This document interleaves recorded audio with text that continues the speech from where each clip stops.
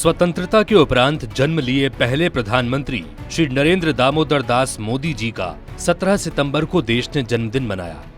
भारत और भारतीयता को शिखर पर ले जाने वाले मां भारती के पूरा वैभव को पुनः स्थापित करने प्राण प्रण से जुटकर परिश्रम की पराकाष्ठा के साथ देश सेवा में अनरहिष जुटे हमारे यशस्वी प्रधानमंत्री जी वास्तव में भारतीय लोकतंत्र के लिए ईश्वर का दिया एक मूल्यवान वरदान ही है।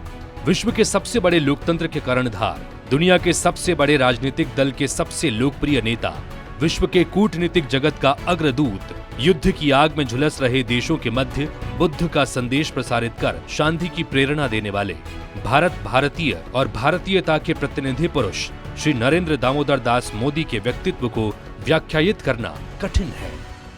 विकसित भारत का संकल्प लेकर उसे सिद्ध करने में 1.25 अरब जनता को सतत प्रेरित करने वाले मोदी जी का छत्तीसगढ़ की जनता के लिए अगाध स्नेह किसी से छिपा नहीं है। आज हम प्रदेश में जो कुछ भी बेहतर कर पा रहे हैं वह मोदी जी की प्रेरणा और उनके कारण ही संभव हो पा रहा है। आभासीय रूप में मोदी जी ने अपने जन्मदिन पर छत्तीसगढ़ के 8,50,000 से अधिक परिवारों को प्रधानमंत्री आवास का उपहार दिया है, तो वो भी प्रदेश और देश के प्रति उनके स्नेह को दर्शाता है।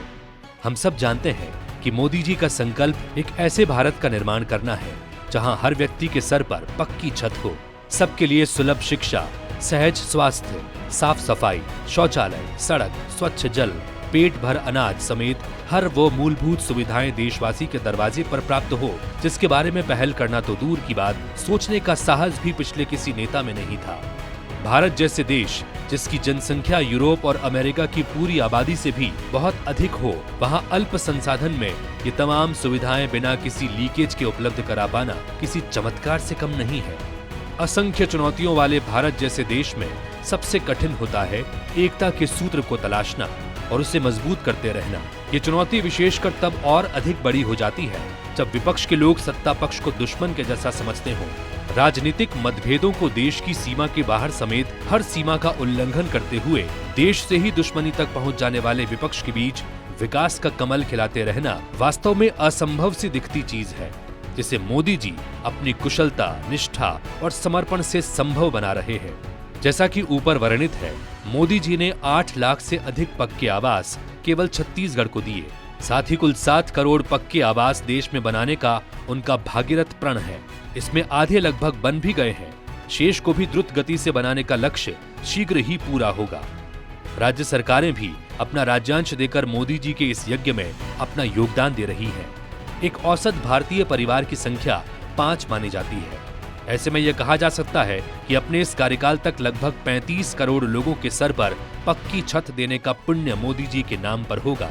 ऐसी जन कल्याणकारी योजना पर अमल विश्व के लोकतांत्रिक इतिहास में न तो कभी हुआ है, न ही आगे होने की संभावना है। जब हम प्रधानमंत्री आवास की बात करते हैं तो मुझे याद आता है कि किस तरह छत्तीसगढ़ में यह केवल एक दुराग्रह की भेंट चढ़ गया था कि तब के मुख्यमंत्री का कहना था कि क्योंकि इस योजना में प्रधानमंत्री शब्द है इसलिए छत्तीसगढ़ में आवास नहीं बनने देंगे। तब के विभागीय मंत्री ने इसके विरोध में इस्तीफा तक दे दिया। कच्चे आवास गिरने से पीएम आवास की प्रतीक्षा सूची के परिवारों तक का निधन होने लगा था। हमने तब बड़े बड़े आंदोलन किए, लेकिन फिर भी तब की कांग्रेस सरकार का दिल नहीं पिघला। तब भाजपा ने यह संकल्प लिया था कि सरकार में आने पर मुख्यमंत्री अपने आवास में जाने से पहले पीएम आवास की फाइल पर हस्ताक्षर करेंगे। ऐसा ही किया भी। राज्यांश नहीं दिए जाने के कारण जो आवास वापस चले गए थे उसे लाने की प्रक्रिया पूरी की गई और प्रधानमंत्री जी ने अपने जन्मदिन पर 8,46,931 आवास का उपहार दिया है। आवास निर्माण की यह प्रक्रिया तब तक समाप्त नहीं होगी जब तक एक भी कच्चा मकान छत्तीसगढ़ में शेष है। ये मोदी की गारंटी है। आवास की तरह ही देशवासियों को आवाज देने का प्रण भी पूरा करने में छत्तीसगढ़ सरकार जुटी हुई है। मोदी जी ने नई शिक्षा नीति लाकर राष्ट्रवादियों और विशेषज्ञों की दशकों पुरानी मांग को पूरा किया है। अनेक प्रतिष्ठित अध्ययनों में यह साबित हुआ है कि मातृभाषा में शिक्षा देना सबसे अधिक प्रभावी होता है। शिशु अपने महतारी की भाषा में सबसे अधिक सरलता से चीजों को सीख पाता है। अन्य तमाम सुधारों के साथ नई शिक्षा नीति की आत्मा यही है। मोदी जी की इसी सोच को आगे बढ़ाते हुए हमारी सरकार ने छत्तीसगढ़ में भी नई शिक्षा नीति लाकर छत्तीसगढ़ी समेत सभी मातृभाषाओं में प्राथमिक शिक्षा देने का निर्णय लिया है। न केवल प्राथमिक शिक्षा बल्कि इसी शिक्षा नीति के तहत हमने ये भी तय किया है कि अब मेडिकल शिक्षा में भी अंग्रेजी की अनिवार्यता समाप्त होगी। छत्तीसगढ़ में अब MBBS की पढ़ाई छात्र हिंदी माध्यम से भी कर सकेंगे, क्योंकि हिंदी और छत्तीसगढ़ी दोनों की लिपि भी देवनागरी ही है। तो इससे और अधिक लाभ हमारे छात्रों को होगा, उन्हें विषय समझाने में और अधिक आसानी होगी।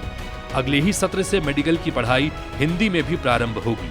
निश्चित ही इसके मूल में भी मोदी जी की ही सोच और उनकी सरकार का निर्णय ही है। भाषा, संस्कृति, धर्म, राष्ट्रीय एकता और अखंडता, अर्थव्यवस्था समेत मोदी जी ने राष्ट्र के हर क्षेत्र में अभूतपूर्व नेतृत्व कर उपलब्धियों का अंबार लगाया है।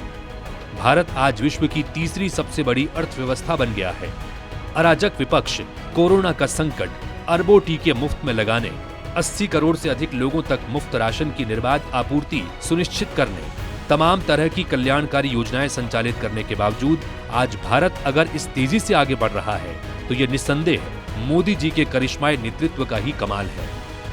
अन्य तमाम उपलब्धियों के अलावा प्रधानमंत्री जी की एक बड़ी सफलता ये भी है कि उन्होंने भारत में नागरिक चेतना को परिष्कृत किया है। जब लाल किले के प्राचीर से मोदी जी ने स्वच्छ भारत का संदेश दिया था, शौचालय तक की बात की थी, तब आलोचकों का कहना था कि यह प्रधानमंत्री का काम नहीं है। ये तब की बात है जब निस्संदेह स्वच्छता हमारी प्राथमिकता में कहीं शामिल नहीं होती थी। हम जैसे जनसेवक जब गांव-गांव जाते थे तब शौचालयों के अभाव में क्षेत्र की हालत देखकर स्वयं को विवश ही महसूस करते थे। लगता नहीं था कि इस समस्या का कोई समाधान है। ये समस्या भी है, ऐसा भी तब लोग नहीं जानते थे। उसके बाद न केवल शौचालय बनाकर बल्कि स्वयं झाड़ू हाथ में लेकर मोदी जी ने हमारी सोच को भी संबोधित किया।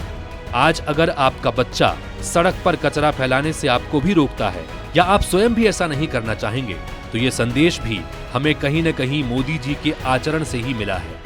निजी तौर पर भी मेरा ऐसा मानना है। छत्तीसगढ़ जिसे अटल जी ने बनाया, वहां मोदी गारंटी पर ही भाजपा को जनादेश मिला है। इसी गारंटी के आधार पर हमारी सरकार इसे संवारने में लगातार जुटी है।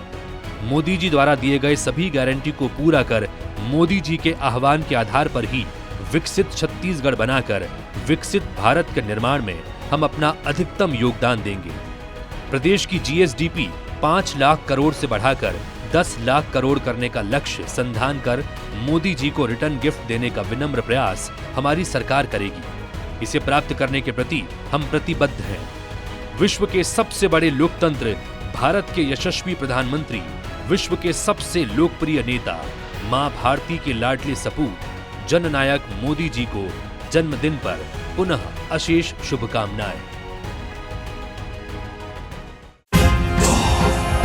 भाजपा संगवारी से जुड़ने के लिए इस चैनल को सब्सक्राइब करें और बेल आइकन पर टैप करें। लाइक और शेयर करना ना भूलें।